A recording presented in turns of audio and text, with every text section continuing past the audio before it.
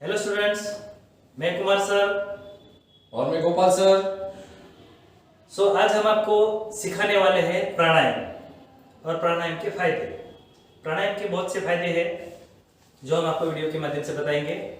और प्राणायाम घर के सारे सदस्य कर सकते हैं, मम्मी पापा भी कर सकते हैं और बच्चे भी कर सकते हैं। आइए शुरू करते हैं प्राणायाम। तो कुमार सर, आप हमारे स्टूडेंट और पेरेंट्स को ये बताइए कि ओमकार प्राणायाम है वो कैसे किया जाता है और उनके लाभ क्या क्या है। अभी हम जो प्राणायाम करने जा रहे हैं उस प्राणायाम का नाम है ओमकार प्राणायाम। ओम का ध्यान और जाप करने से मानसिक शांति मिलती है, मन में एकाग्रता आती है।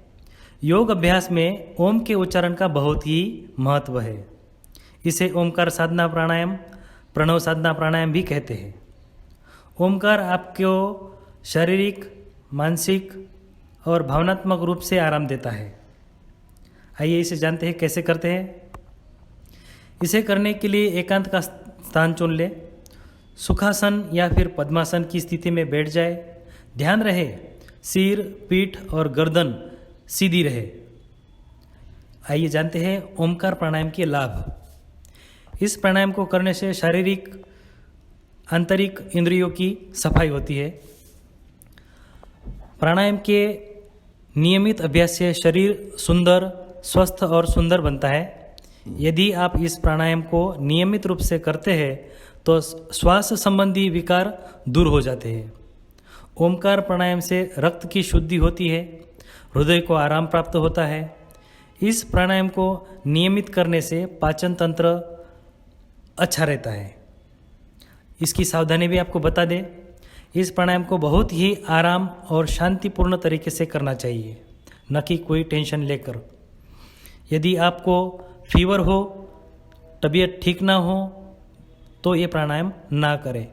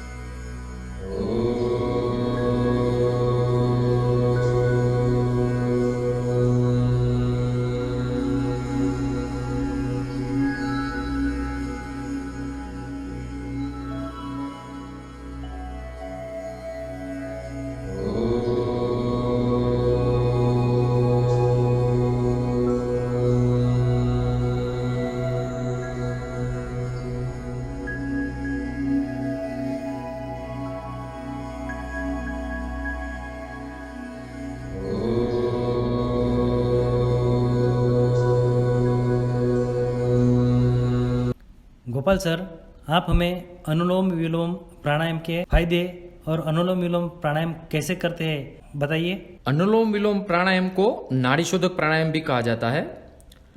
इस प्राणायाम को हर उम्र के लोग, बच्चे सब कर सकते हैं, लेकिन उसके लिए उसका टाइम जो है वो सुबह का समय वो सबसे अच्छा रहता है।